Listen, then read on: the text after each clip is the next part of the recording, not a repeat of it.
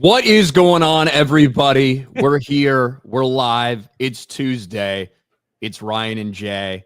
And look, I get it. People are excited for Bethesda, Oblivion Remaster, Oblivion Remake. It's set, they're doing a live stream right now. They had to do our time. Yeah. Like, why is that, Jay? Why do they have to steal our time slot when that is happening? That's really my question. Like, what kind of bullshit are they trying to pull? Yeah, they're trying to sequester and smother the truth. That's why.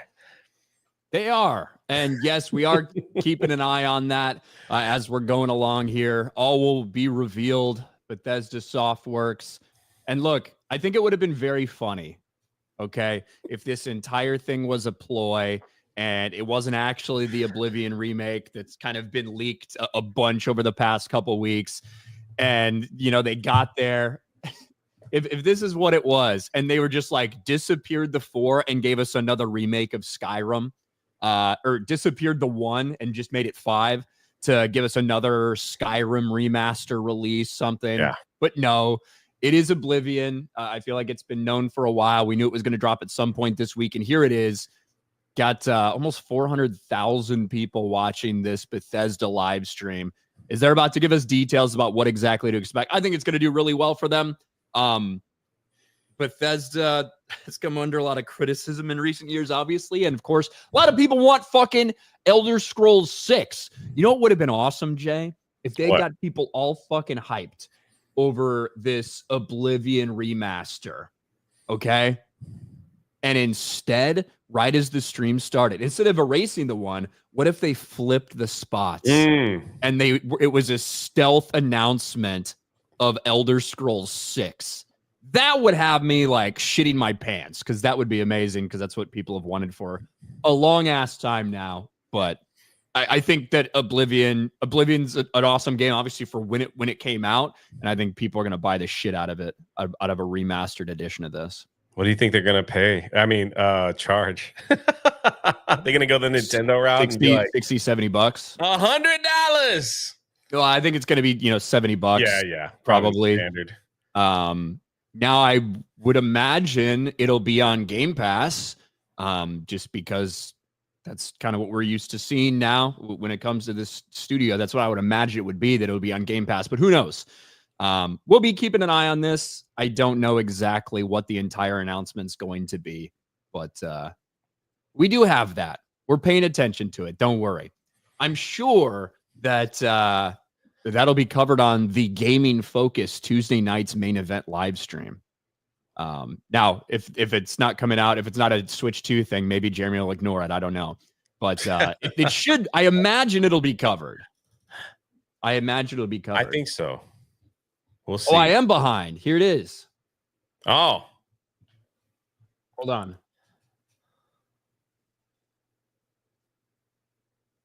We can watch this. Yeah. Let me pause it and share the audio on here so you guys can hear it. Here we go.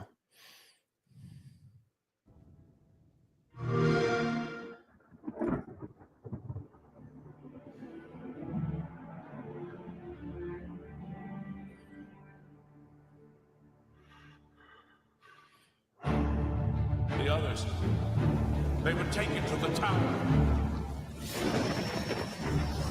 They're behind us. This ends here.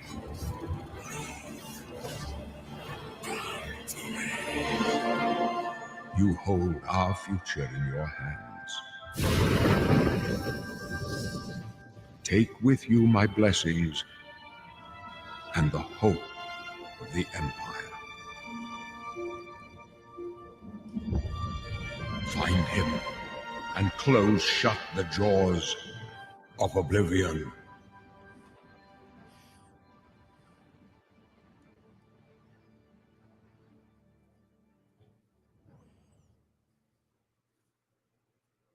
Here we are 20 years later. All right, I don't need to hear this portion. But yeah, it would have been very funny if that just ended up being a fucking another like, hey guys, just kidding, Skyrim again. But A lot of people are going to play that. A lot of people are going to play that. So, I should get it. have you ever played it? Played it on stream. I've never played this game. I mean, it's been freaking years since I played Oblivion. Heard nothing but good things about it. Yeah. Alex McCarthy. It's the S tier. Enter code RK Outpost or Drunk 3PO. Oh, thank you, Alex. Yes, you can check out Meta PCs. Link is in the description. Link is in the description there. So you can use code RK Outpost, Drunk 3PO, or code 199. Beaky says it's a really addicting game, Jay. You get addicted. Maybe I could break away from my normal Fortnite and Sea of Thieves and try something completely different. Yeah. I mean, I may play it, especially if it's on Game Pass. I imagine they're going to announce that it's on Game Pass. But we'll see. Yeah, 20 years since Oblivion came out. And we've only had one other entry since then. If you don't count Elder Scrolls Online, which I actually did like Elder Scrolls Online, if I'm being real. So Greedo Gaming for 199. Jay, you should play the remaster on stream. Hey, there you go. One person will watch. Not me. I shouldn't play it. Fuck me. Just Jay, you should play this game. I want to watch Jay play.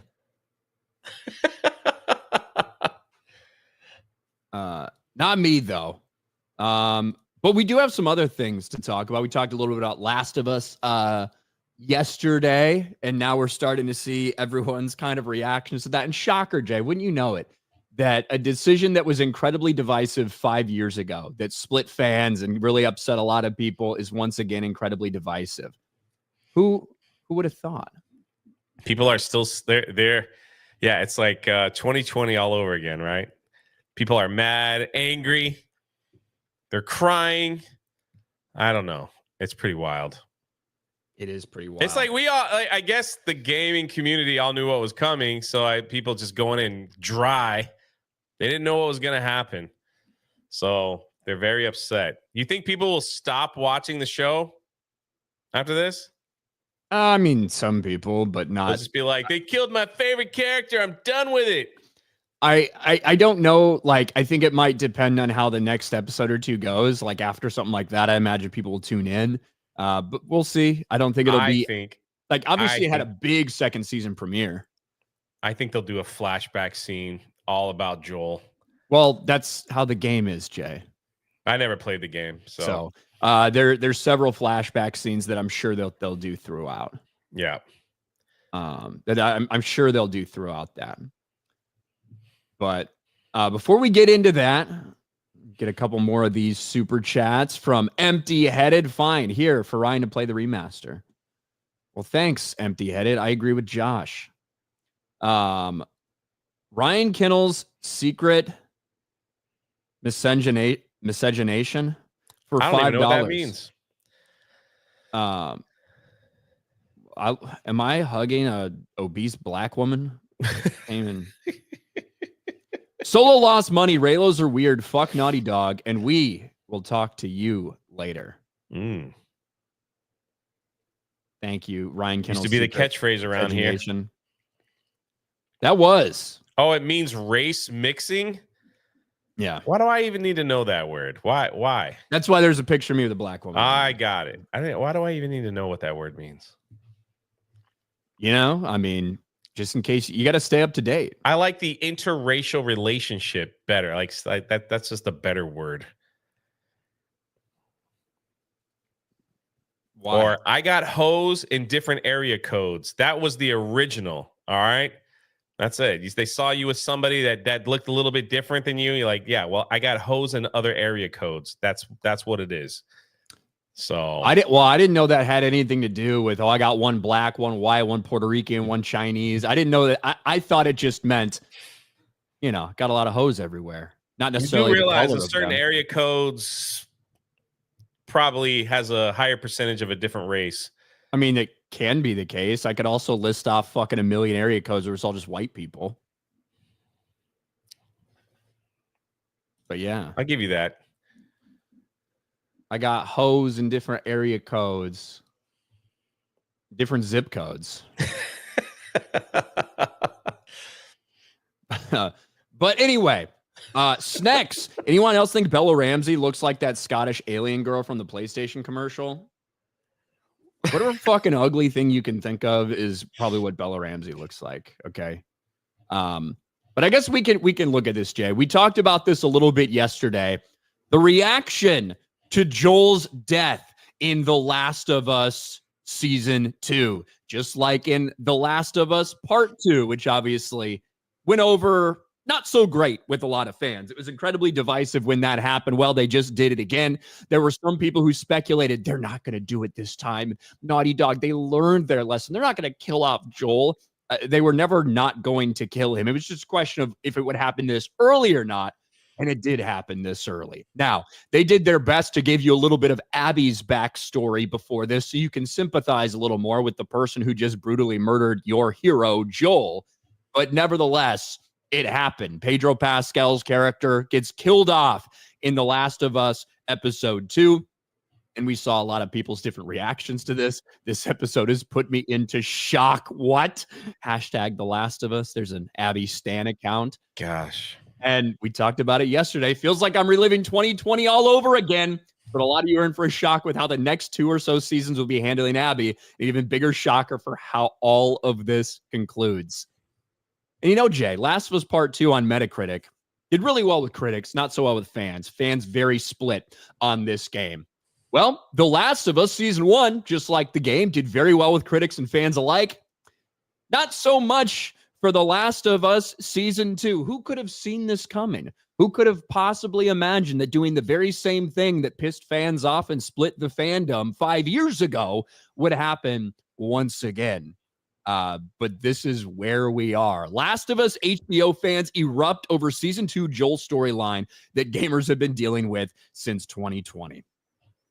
I even saw Grace Randolph out there being like, I'm not gonna cover this anymore because I really don't like that episode. Yeah. A lot of people that like it, so I'm not going to talk about it or cover it, which is a wild thing to say. Like an absolutely wild thing to say. But I don't know. What are some of the reactions you've seen out there? Same. Just like, I'm done with this show. I can't believe they did this on the second episode. Why? And then I saw some like weird report that what's that retarded girl's name again? Bella Ramsey. Well, she just looks retarded. Yeah, that's what I meant. That there was a report out there that I was trying to find where she was saying like she cried real tears during that scene and it affected her emotionally. And they like because she knew that was coming. I'm like, holy crap, dude. I think they put stuff out there like that just to help ease the blow so people will continue to watch. And that's what I think. They always put stuff out there like that. Yeah, we all feel your pain, fans of the show. Even the actors, we all feel your pain. Yeah, and I did not think there was ever a chance they didn't kill him. I thought they would wait a couple more episodes and maybe do a little more backstory on Abby, but they did give you the backstory. The things that you're not aware of when you witness that scene initially, when you see her murder Joel initially in the game, they gave you a lot of that backstory. But for a lot of people, it's not going to matter because with what we've seen, like Joel is the protagonist, right? Joel and Ellie, we go through the game with them. We see Joel realize what they're going to do to Ellie, that in this effort to, desperately come up with this cure, they're going to kill Ellie, right? She is going to be sacrificed potentially to save a bunch of people, but for sure she is going to die. Yeah. And Joel's not ready for them to do that. And with that risk, with no known like guarantee that anyone's actually going to be saved, he goes and he saves her. And he has to kill his way through the entire place to do it, including the doctors that are performing, what's going to happen on her. So it doesn't matter how much backstory we get for Abby to be like, yeah, this guy fucking murdered your dad. That is pretty fucked up, I suppose. But what were they about to do to this innocent little girl? Right. And no amount of backstory, as we just saw, even if you do get the backstory and the understanding beforehand, it's not going to make you side with Abby. And I think they felt like half the people would side with Abby when it was all said and done, and half of them would side with Joel, and you'd have this, split this fight. And, maybe this is what they got. But unfortunately, that pisses off half of your fucking fan base when you do something like that. They did it in the game, and that's what they're adapting, and it's what they stuck to. And now we have the same conversation 5 years later for this. And people are blaming gamers for review bombing. Now, it depends on the thing. You can go to the IMDb, and somehow this is like the highest rated episode that we've ever seen for fucking anything ever over on IMDb, at least for now. Rotten Tomatoes, you can't say the same thing. But the same arguments, the same fan blaming, the same bullshit is literally happening all over again 5 years later. So let me ask you this question, because I didn't play the game, nor was I interested in the story. Does she at the end, like, are we allowed, should we say spoilers, I guess, but it's been 5 years, right? Doesn't she just get away at the end? So is there potentially supposed to be a part 3, or is it just she just sailed off into the sunset and no one's gonna catch her to cure the world? Jay. So the point of The Last of Us 2 is that revenge is bad. Okay. All right. Revenge is bad. So despite the fact that, you see Abby take revenge on Joel, and then for the rest of the game, Ellie's trying to get revenge on Abby and kills like hundreds of fucking people in order to do it. By the time she actually gets there to that moment, she doesn't do it. And they both walk away. Because revenge is bad. You just have to kill hundreds of fucking people to figure that out. So I don't know if listen, Neil Druckmann was teasing a Last of Us Part 3. That's no longer happening. That's done, according to Neil Druckmann and Naughty Dog, probably because they fucked the franchise in the ass so hard. But yeah, so there's a lot of people that are going to be very shocked because now you fucking hate Abby and she's just going to get away with it at the end. It's Down's face, Bella Ramsey's like, revenge bad. Goodbye. Yeah, they fight, right? They eventually have a fight in the video game, and then they just walk away. Yeah, Ellie lets her go. Yeah, that's right. That's right. So turning over a new leaf. I forgive you. And that's the end of this whole thing. Yeah, it will never leave my mind the controversies that was going on when this game was released, because not only did they kill Joel right away, but like the very next scene you play as Abby, right? Yeah. Like, so you got to play as the person you hate the most. Yes. And I like credit for an interesting concept, I suppose, but it was not very well executed, obviously. And when people were live streaming and you then had to play her, the like utter, like the groans that were going on, like the misery from people that were being forced to play that was very entertaining. Very entertaining. There you go. So this will probably be the last of The Last of Us after this show. Unless you think HBO will do you think they'll pull like a Game of Thrones and just continue? Because it is doing well, apparently. It's the viewership seems to be a lot, anything better than Disney Plus, but they had a really good season 2 premiere. I don't think it's not as big as like the House of the Dragon season 2 or anything like that, but they had a very good season premiere. This show is only going to be 3 seasons long, so it's not like it's going 8 or anything. They're splitting the second game into 2 seasons. Right. That's why I was wondering if they'll make another season, even though there's not a game, and just like conclude the story. No. I don't. I think that this show ends when the game ends. Okay. We're gonna see, but I think that's because I don't think there's not gonna be a third game. So. Well, good. I'm glad I didn't get invested. Yep. Yep. But hey, maybe some people love it. Yeah. Andor comes out today, doesn't it? Does it? I have no idea. I think so. That's supposed to, and it's rated super high on Rotten Tomatoes too. It's like at a 98%. So it's supposed to be the best Star Wars ever. Just like the last show that came out was the best Star Wars ever, and the one that came out before that, the best Star Wars ever. I see it now. Everyone's like, "We're so back, everyone. We're so back." Back from what? Another low-rated Disney Star Wars show. You know, again, I'll say it. I've said it a lot, obviously, when it comes to something like Andor. I think that there are a lot of good things in it in terms of just the writing and the storytelling involved. I think there's a lot of things that are kind of time wasters in it. The Bell and Cinta, like little side stuff, I think is kind of dumb. The Cyril character, I think, is kind of wasted and pointless. I don't know what the fuck ever happened to Andor's sister that was like his driving force for the first time we see the fucking character. And like the first 3 episodes, we get all this backstory about how his fucking sister is so important to him. I don't think we hear another damn thing about that the entire time. I think a lot of the Mon Mothma, especially like the financial crisis she finds herself in, is kind of blah and wasted. I think there's good shit. I think like I do think there's good shit in it. I think that the like Luthen's character, one, it's incredibly well acted, but it's also getting to see this side where, hey, in order to defeat my enemy, I need to like take on some of their tactics, and I need to make decisions, and I need to sometimes let people die in order to keep this source. Like I need to let these 30 people who are about to do this raid, and we know about it, I need to let them fucking die so we don't let the ISB know that we have a mole in there so that we can do more in the future. Like I do think there's like some interesting shit in there. I don't think it is mass appeal to general normie Star Wars fans. No, I will say the Andor fans are.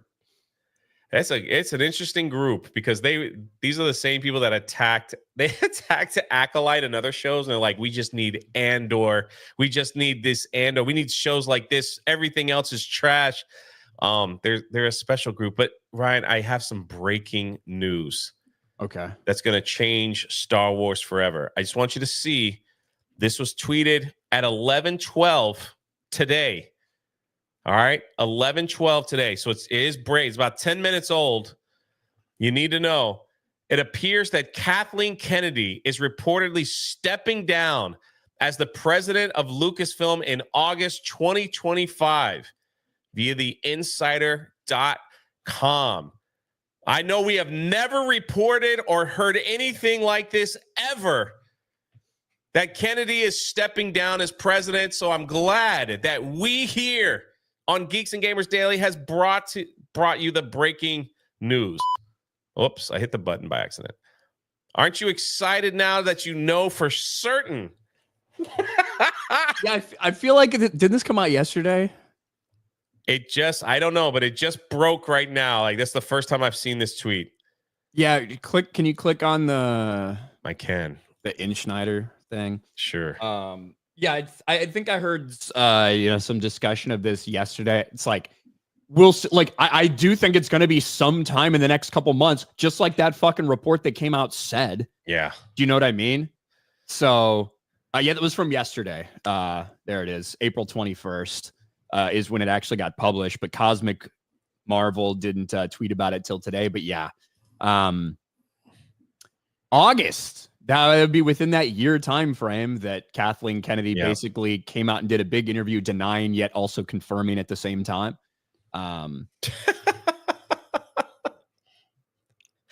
What's it gonna change? Like nothing. It's just funny to me that there's a report every other month about Kathleen Kennedy stepping down from some source here and there, and it's not going to change anything. It might make it worse. At least Kathleen Kennedy had a plan on how she wanted to destroy it. She had a plan on how she wanted to add messaging. She kept to her plan all the way through. That's we could say anything. Who knows? Yeah, I can't wait till we get a big guys. Dave Filoni's taking over, and he's like, "We're gonna do 10 more Maul theory than 10 more Ahsoka theories." It's like, thanks. Well, can't wait. I would like to bring something to your attention, if you don't mind. I'm just gonna jump in and do this. Okay. Hope you don't mind messing up the show a little bit. It's what I do around here. Me and Ryan have been to Epic Universe before. Ryan seemed to have a good time, especially in the Isle of Burke. It's the first brand new theme park here in Orlando in 25 years, set to open in less than a month. Actually, 1 month to the day. It's going to open. Tickets for the first week, I think, I know the first few days have already sold out. Looks like as we get closer, more and more days are being sold out at Epic Universe. So Disney, they decided to release their ticket pricing for the following year. Walt Disney World ticket prices actually drop. This is like the first time in forever. For 2026, in stunning reversal, focus shifts back to families ahead of Epic Universe's opening. This is here in Orlando. So they always release ticket prices so people can plan accordingly. They know Epic Universe is opening, and these are the newer ticket prices. Now, let me just say this. They didn't drop by a lot. We're talking $5 to $15, depending on the day that you go. As you can see here, Magic Kingdom, Hollywood Studios, Animal Kingdom, some of them remain unchanged in 2025, but Epcot, the most expensive day, dropped $10. And Magic Kingdom's lower tier fell $5. They may not sound dramatic, but Disney doesn't lower prices, not unless they absolutely have to. These aren't discount. These are defensive maneuvers because the Epic Universe storm is coming. They also have been putting out different type of promotional things, pushing families to come out. And they introduced yesterday that if you book a stay at Disney in 2026, they're trying to say if you stay at a certain resort, we're going to give you perks that we haven't offered forever, such as kids get to eat free, on if you buy a dining plan for yourself. You get to go to the park early and ride rides before the rest of the people. And this is something that I'm blown away that they're actually doing. If you stay at certain resorts, you get to stay late after it closes. And they want your families to have a good time and make sure they get all the rides in. So they are really having a huge push, toning down the prices and giving more benefit for families if you bring your families and children to come. So it's obviously a direct response to Epic Universe that's coming. So we'll see if they get that target back over to their theme parks, or Epic and Universal is just gonna, take a big chunk out of their share market. So, but it's a smart thing to do. Look, yes. when a new park like that opens up and you have like this influx of people, guess what? There's a lot of people who probably are not just going to spend all the money in flights and all that just to come down for like one day of Epic Universe, right? They might hit another Universal theme park while they're there, or they might make a week of it and go to some Disney stuff too. Like when there's more people that are coming into town, you often have that kind of cross-pollination. You know that, Jay. Yeah. So it's a smart thing for them to do, is to lower those prices and try to offer that to desperately get some of those people that are come for an actual new attraction to maybe come to their park too. They got to do something because Disneyland Paris just celebrated Fashion Week at their theme park, and they decided to pair up with some company, I can't even pronounce their name, to sell brand new Disney merchandise at prices you're not going to believe. So look at this here. Here is some Disney high heel Mickey ear shoes. They're selling for $1,200. Here's a Mickey style purse. This is available at the Grand Floridian and at some store in Disney Springs and over at Disney. I don't know what it's called. It's like the Disney Springs of California, Like Disneyland, downtown over in Disney or California. whatever. Yeah. So they have those there. They have some weird looking models with a purse bag for $740. I don't know what the freak this thing is over here, but you can get jeans for $500. Boyfriend denim pants. There you go. So Yeah, I'm you not could walk listen. I'm not around like huge that, into I mean. fashion. I'm not huge into fashion, Jay. But I imagine this Caperni is like a really huge, like high end, fancy brand or whatever, and that's why this stuff's so freaking expensive. I have no idea, but man, it looks like trash for thousands of dollars. I mean, I just want to show you there's a t-shirt for sale that says just one bite, spelled BYTE, for $340. But you know, this is what I really want to show you is these shoes right here. They actually have skin tone color. So Well, that's on the wrong person. look at that. If they wanted to show skin tone, they put it on the wrong model there. You know, imagine paying hundreds of dollars for these type of shoes to walk around and say, I really like my Disney shoes. So yeah, there you go. I don't know if you're going to be picking any of that stuff up, but $870, dude. Good on you, Disney. Way to drop those prices for those kids. That's obviously for a very like select market. Yeah, of course, but it's still funny to laugh at. Look, that's what I think whenever I see what are those backpacks that everyone does now, like fly. What is it called? Lounge fly. Lounge fly. Yeah. Lounge fly. I see people buying those, and those are like $100-$120 sometimes, and they're just like little backpacks with a design on it, and people buy the fuck out of those things. Little pocketbooks. Yeah. Yeah, I could put I could put a wallet and phone in there, and like that would be about it. But I mean, the girls use those as their purses. They have fucking like rows of them at home. Mm-hmm. I don't get it, but they'll spend a fuck ton of money on that shit. But still, $100 is a little different than $1,000. It's 10 backpacks. All right, good point.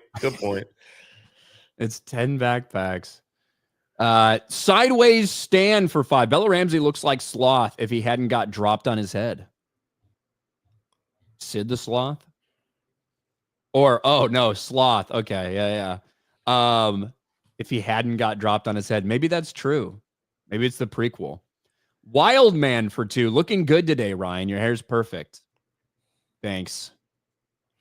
Papa Serio for $1.99. Bella Ramsey looks like a real life Buzz Lightyear. The face is maybe, yeah. Panic in Skyfaller for $5. Kirsha is under attack by some Vice News wood chipper fodder. I saw something going on that there was a hit piece in Vice about her, and that the person who wrote it's like had some weird fetish, disgusting shit. So not really a surprise, I suppose. I missed that. Gabriel Knight for $5. Watching normies get genuinely surprised and angry about Joel's death is hilarious. Cue that first time meme. Yeah, it is pretty funny. Almost like we saw it coming. I'll be honest. Abby swings a club as good as Jay's able to trip Winnie the Pooh. Props to him, her. Says Shane Bentley.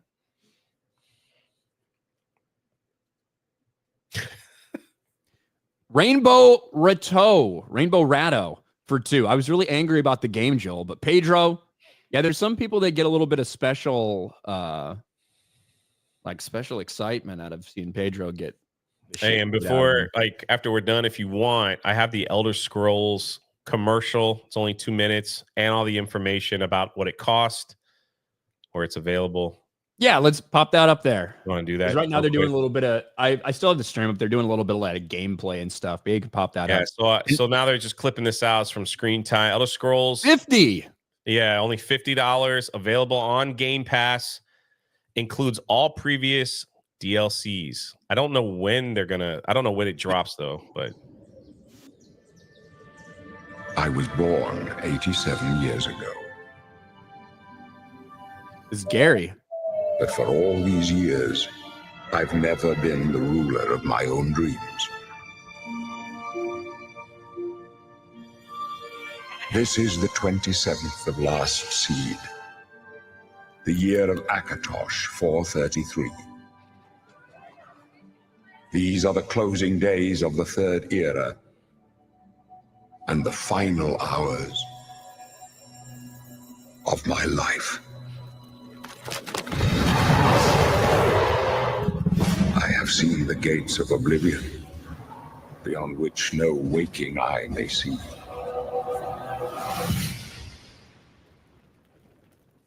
This is only the beginning. Worse is yet to come. Looks clear. A trap! The time of cleansing draws nigh. Who now will save us from the coming darkness?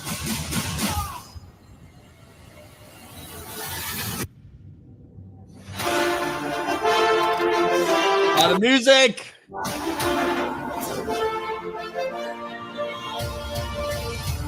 That looks freaking cool. Here you must find your own path. Remember the Emperor!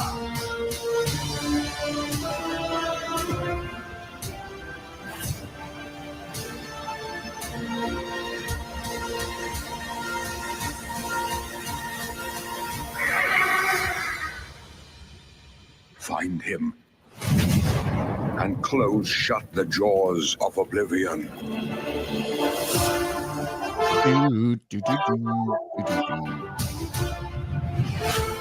Oh, today.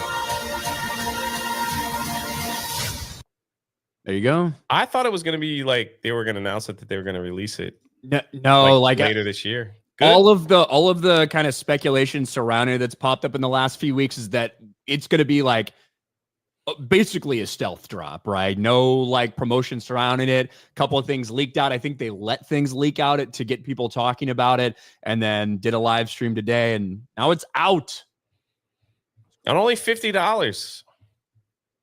I mean, $50, and it's a 20-year-old game. Okay, yeah. Nintendo, listen up. It's a fucking 20-year-old game that they've obviously probably put a decent amount of work into to remaster and all this stuff, but it's a 20-year-old game, including all the DLCs, and it's $50. So you might think that's too much still, but maybe if they'd known Nintendo was going to charge $70, they're like, let's turn it down. Yeah, exactly. Exactly. And I saw Raging Wolf earlier talk about the Oblivion remake. Fuck all the bad news. Talk about the good stuff. When there's only so much to talk about, it's a fucking 20-year-old game. And we did react to it when they announced it on stream earlier. Gabriel Knight, is it me or are Star Wars Andor fans insufferably pretentious and annoying? They act like the show is their religion. I don't think you're necessarily wrong.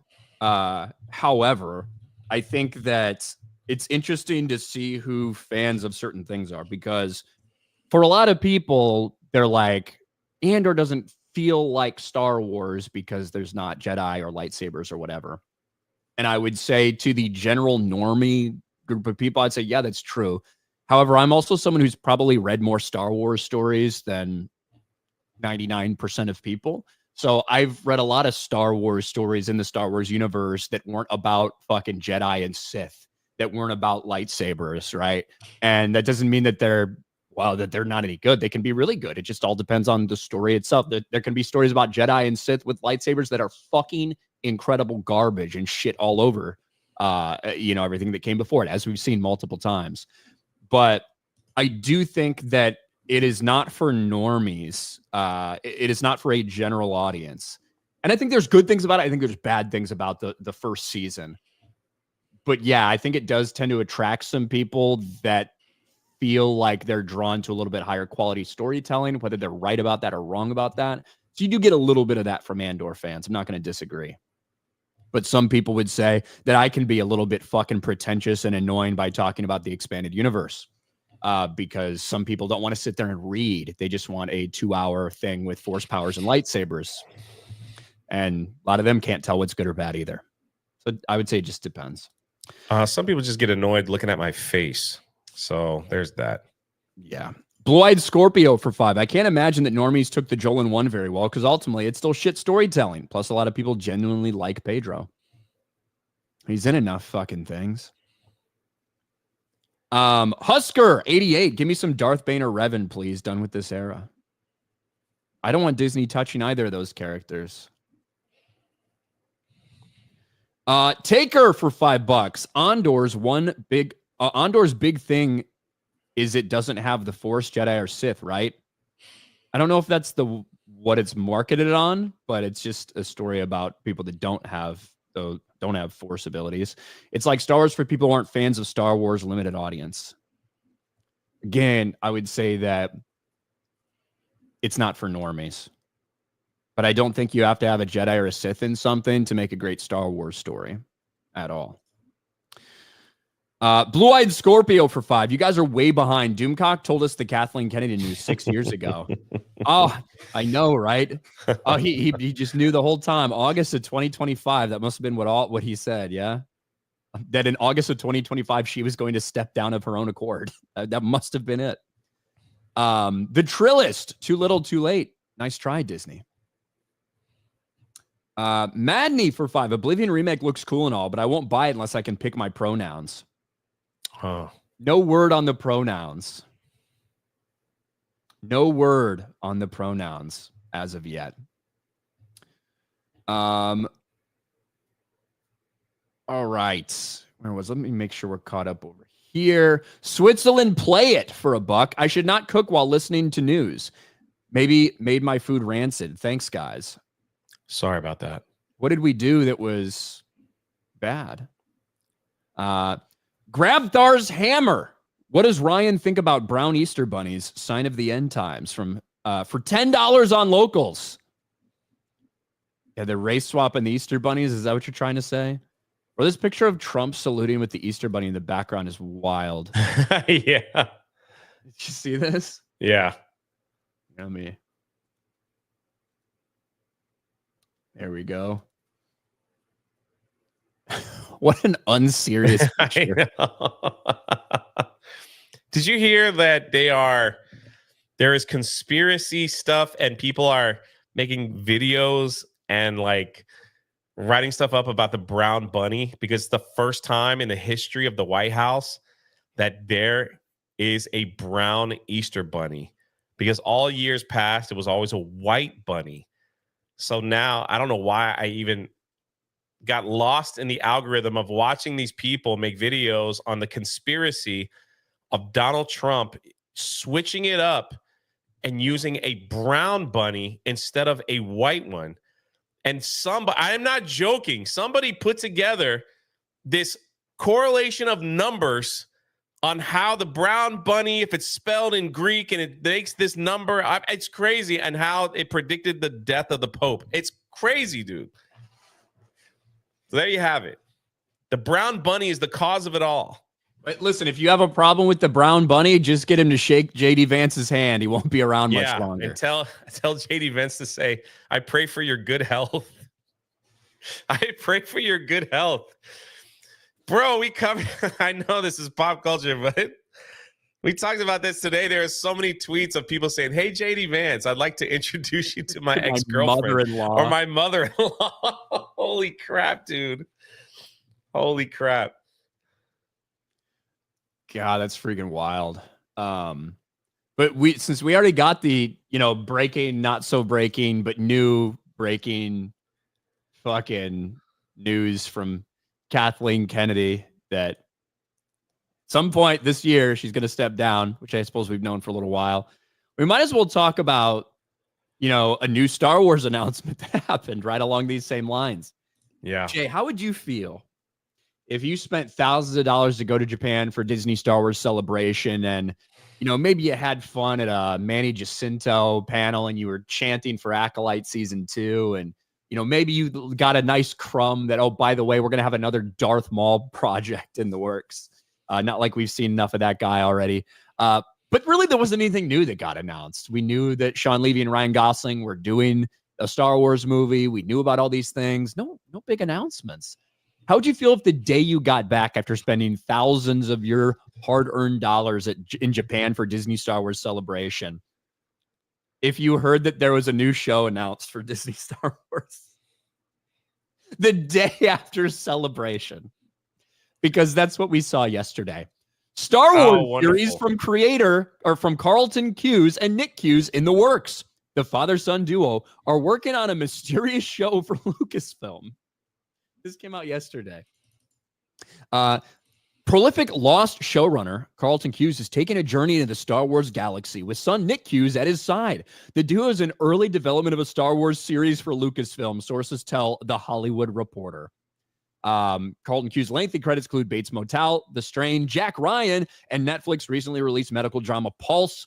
Nick Cuse worked with his father's Lost co-showrunner Damon Lindelof on Watchmen and The Leftovers, with his credits also including Station 11 and Masters of Air. Details on the Star Wars project are being kept under wraps. Bro, could if I had went there and you tell me that they're actually fucking working on something and didn't announce basically anything new other than another animated storyline involving Darth fucking Maul set between the time when he dies again and the time he came back from the dead, I would be fucking pissed that they did. I mean, now granted, just because you announce something doesn't mean it's going to fucking happen. Yeah. But nothing big like that. It just shows how unorganized and nobody knows what they're doing over there at Lucasfilm. They have no clue. This is the corporation that killed Willow with a horrible series, that it was so bad that they nuked it off Disney Plus, that decided to make another Indiana Jones film and have the woman beat up Indy at the end so maybe he could get his life back together. This is the same company that doesn't know if they want to do a movie or a Disney Plus series.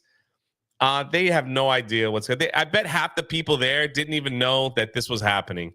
And they're like, holy crap, did we forget to mention this one? All right, let's just send it out.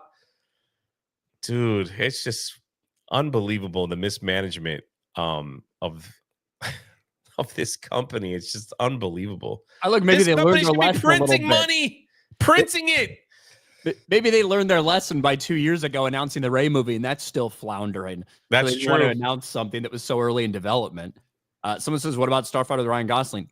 We knew that Ryan Gosling was in the Sean Levy movie. The only new thing that wasn't brand new announcement, right? With Starfighter. That's the only new part about that. But that wasn't new. The only new thing to come out was, hey guys, you get a couple more episodes of Star Wars Visions. Yeah. And a Darth Maul series. They didn't even talk about the Rey film at all. Like, I think in Kathleen Kennedy's interview, she mentions it. That's about it. That's about it. Like, not anything major. But and it got thrown in the same boxes like Taika Waititi's movie, yes. Which now apparently has a different writer attached. So maybe it'll actually get written. They don't know what they're doing. Because Taika clearly has no interest in writing one. I have no idea what the heck. It's an announcement, and then the funny thing is they never really admit that something is canceled. They just stop talking about it. You know, Rian Johnson's trilogy. There's no official announcement that they stopped doing it. It's just that specifically was not mentioned in her list of things that are still in development. Yeah, that was an announcement, and that just stopped talking about it completely. So, what about Rory McCann replacing Ray Stevenson? That also, we knew that 8 months ago. Not 8 months, 6 months ago. And again, like, they didn't really have much to say because they only had Star Wars Celebration for 3 days this time. It was the first time they did a 3-day event. From what I'm reading, maybe someone correct me in the chat. It's usually 4 days. 4 days worth of panels and announcements and things like that, sneak peeks, stuff like that. But they whittled it down to 3. Good on you, Star Wars. Good on you, Star Wars. Yeah. What a joke. You know, the only person who probably had a worse day yesterday than I don't know, Disney Star Wars fans or whatever, might be a black rapper, Jay. Oh? This is not the gay black rapper segment. It wasn't intended to be, but maybe it is now. Because you see Kanye's made some interesting posts over the past couple of years. Okay? Can't really deny that. There's no doubt about that. What he said yesterday. That was quite the statement. What he said yesterday, this might be the most controversial thing that Kanye has ever said. And that's saying a lot. Kanye, this song is called Cousins, about my cousin that's locked in jail for life for killing a pregnant lady a few years ago after I told him we wouldn't look at dirty magazines together anymore. What? All Perhaps right, hold on. The first paragraph alone, my cousin killed a pregnant lady because I told him we weren't looking at dirty magazines. That's a heck of a domino effect to have on someone. All right. Sorry about that. I was just like, what the heck? Perhaps in my self-centered mess, I felt it was my fault that I showed him those dirty magazines when he was 6, and then we acted out what we saw. My dad had Playboy magazines, but the magazines I found in the top of my mom's closet were different. My name is Ye, and I sucked my cousin's dick till I was 14. Tweet sent. You see the replies? I'm just scared to look. Apparently that's in the song that he wrote too. Yeah, I don't. If I feel, imagine if we play this song, yeah, that's the claim song. that's how it works with Kanye music. But,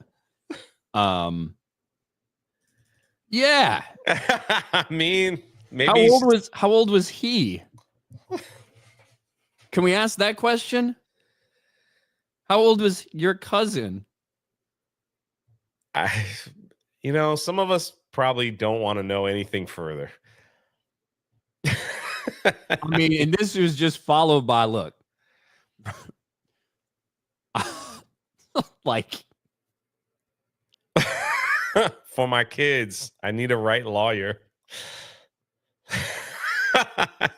Oh, they're still up, aren't they? This was after he had made that first tweet. Look, Kanye knows how to get attention. There's no doubt about that. Yeah. I was not all this stuff. I expect this stuff from Kanye at this point in time. I didn't expect an admission from him that he sucked his cousin's dick until he was 14. When did you start? Those dirty magazines will get you, I guess. He said his mom's I found this magazine when my cousin was 6 and showed him when I was 6, and we acted it out. Does that mean your cousin was 6 years old when you were blowing him? I don't want to know. I don't particularly want to know, but now I have to have answers. You can't just drop all. I mean, maybe get more details in the song. I don't know. You think that's just something to, get attention with? Sell albums, I fucking hope so. I fucking hope so. I'm going to say all this stuff and people will buy my album. Trust me.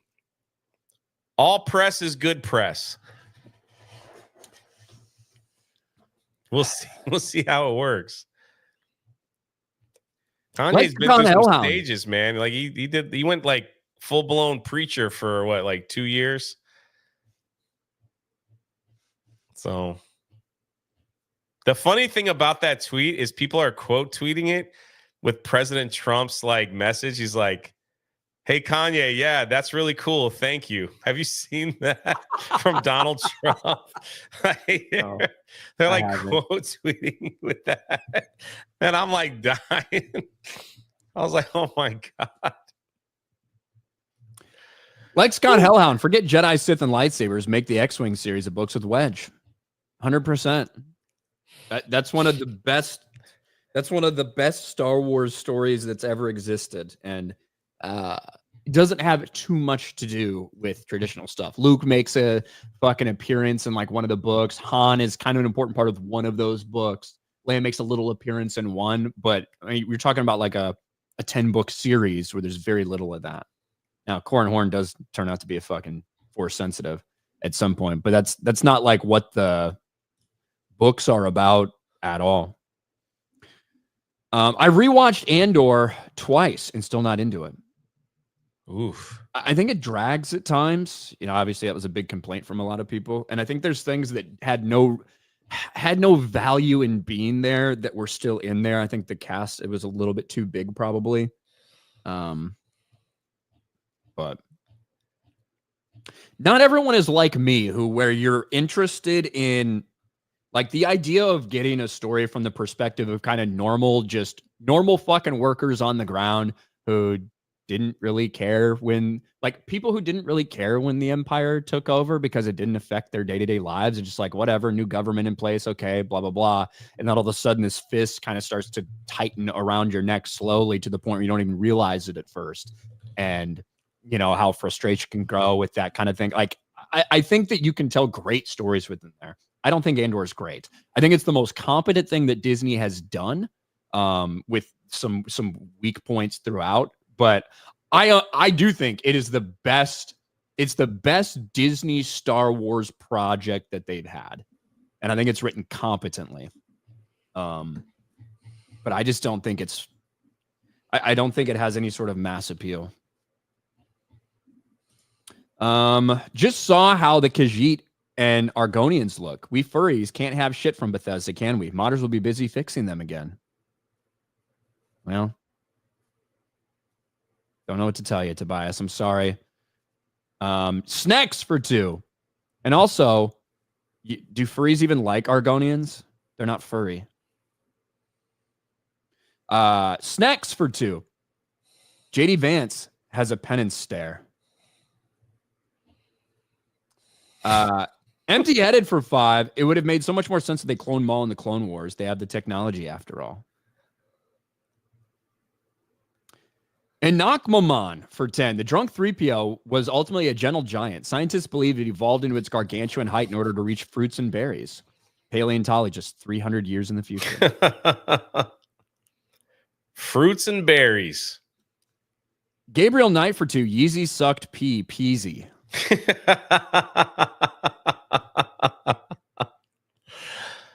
Oy. Sir Hat for 2. Ye loves fish sticks. I'm a gay fish. Oh my God. The Trillist. Imagine if JD Vance gave a high five to the Pope instead. The Vatican would have been in shambles. Oh my.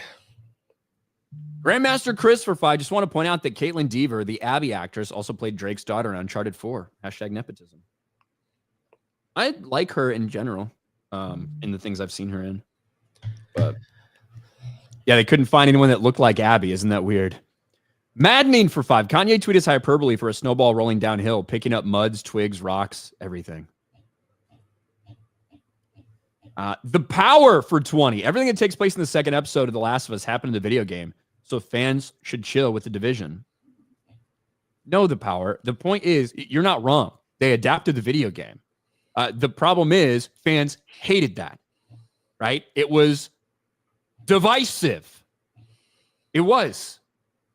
Like, undoubtedly. Last Jedi type of division, right? That's what we saw with The Last of Us 2. So it should come as absolutely no surprise that some people who knew it was coming and some people who didn't know it was coming have the exact same fucking reaction that a lot of them think it was fucking retarded to do.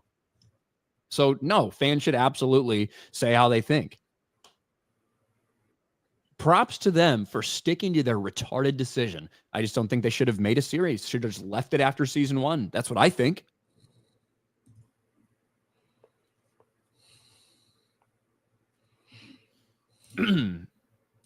All right. Where am I? Pat, what if Ye was in Star Wars? I don't know.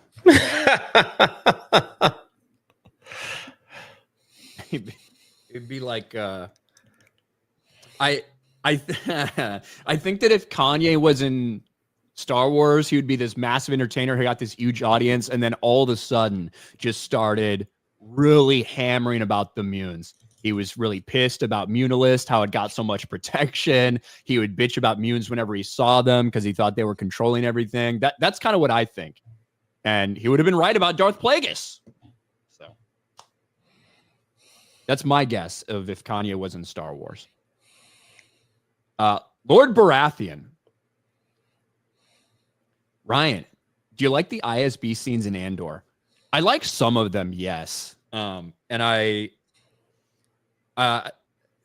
thing that I don't understand with Dedra, is that her name? Is like the Cyril aspect of it. And it was so funny because I thought Cyril was going to be in love with this person, but he's not. He just he's in love with her commitment to the Empire, basically. I thought some of the ISB stuff was really good, actually. But in a lot of like the Mothma shit. Grindodrome, J for Pope. I don't know if I'd want that job. Yeah. All right. I think we're all caught up, though. Let me make sure we didn't miss anything around locals. People posting wrestlers and hot chicks and locals. So thank you guys for hanging out there. And I think we're all caught up. Jay, what do you got going on? Just back to making videos. So that's pretty much it. I might download that game today and then see how that goes. So pretty cool.